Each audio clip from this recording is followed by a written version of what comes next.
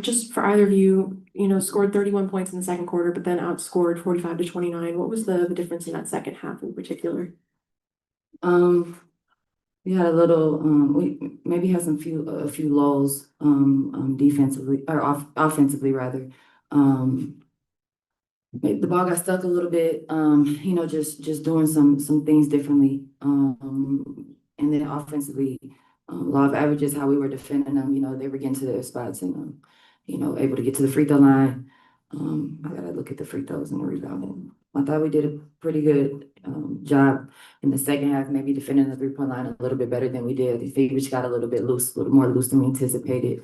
Um, from the 3-point line, but it really was offensively that third quarter. I mean, 13 and 16 points is not going to cut it in the second half, and unfortunately, it was some similarities the lows that we had in the third quarter in the last game versus LA as well. So it's something we definitely have to fix. I mean, the first 4 minutes of the third quarter, the first 4 minutes of the fourth quarter, and then obviously down to some late game execution. Where we need to be better at. So we got one more opportunity, and that's how we're looking at it. We win, we in. That's how we feel.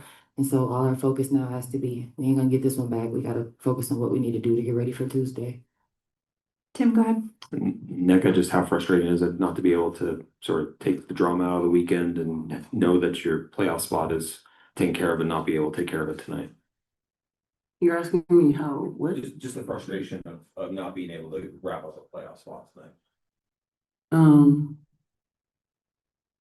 don't really know how to answer that. I mean, we did what we could tonight. Obviously, like Sky said, we could have put some more points on the board in the second half. But we still have another opportunity. So I don't have time to be frustrated really. I gotta rest and get ready for Golden State. We'll take a question from Zoom. Jeff, go ahead. Yeah, Nneka, you've been on a lot of great teams over your career, 2016 championship Sparks team. This roster has a lot of talent. What do you see as maybe the difference maker? What is kind of the disconnect? Because there has been a lot of, blown leads and losses this season that kind of are unexpected. I'm sorry, that's another question that I was gonna answer, to be honest. I mean, every team is different, even on championship teams that go back to back. Quite frankly, I don't like talking about teams that win and teams that advance don't talk about it. To be honest, in my experience, they talk about the day to day. They do the day to day. They do the small things, and yeah, I think that's in my experience that's what I know. We know that we have a talented team, and we've seen that talent. I don't really know what kind of answer you want me to give you. I know I play on a great team, and I go in every day not expecting that we're going to lose. I compete every day just like Sky, not expecting that we're going to lose, and we play to win every single night. And we try to do our best to show by example that in our play every night. On the positive side, he obviously started the season coming off the bench, then was starting back to the bench when you guys acquired Slim. What does it do for the team to be able to bring that scoring punch? 12 points tonight, really good free 3-point shooting, obviously in addition to Dom, but just being able to bring her off the bench again. Yeah, it's nice to have her. She's a player that plays with a lot of energy. An additional ball handler to kind of move, me off the ball, Gab off the ball. Her pace is great. She's great at pushing the pace for us. She has great chemistry with the starting unit, and the second unit because she runs. So she has great chemistry with both units. Because she spent so much time as a starter, but she also runs second unit in practice. So it's her chemistry that she has with other players, the energy that she plays with, her pace, and obviously her ability to shoot the basketball. We'll take another question from Zoom. Christian, go ahead.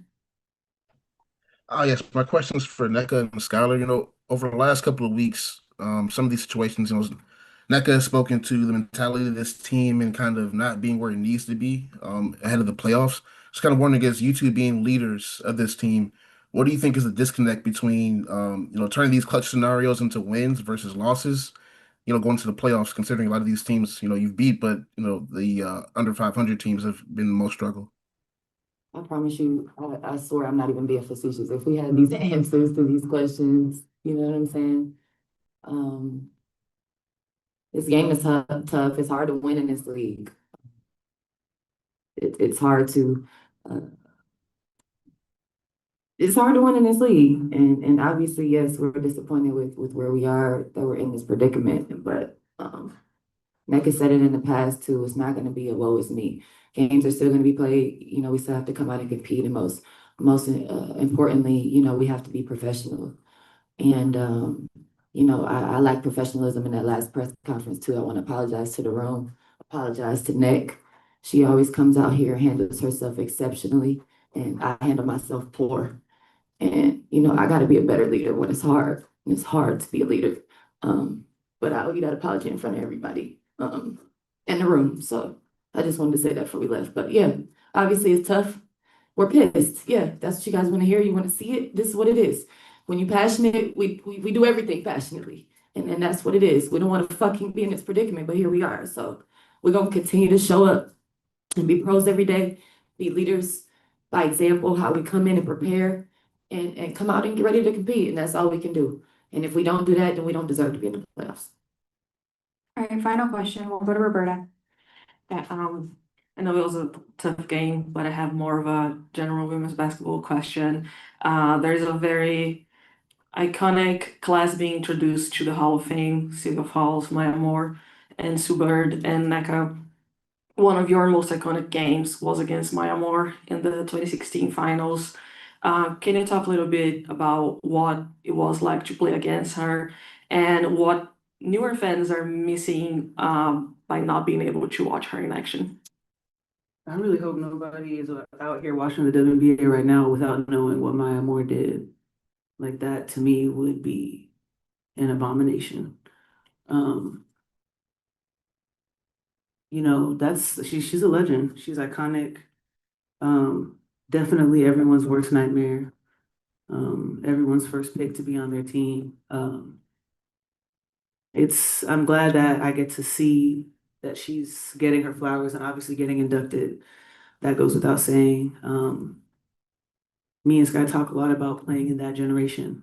The 2010s was a serious time for basketball. And I'm very grateful to not only to have played in that generation, but to have been raised by a lot of those players.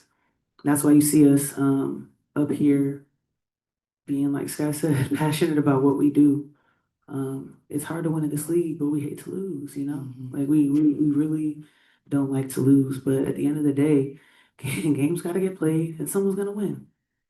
So I'm grateful that Maya is someone who allowed me to understand that, challenged me in ways that I never thought that I would be challenged.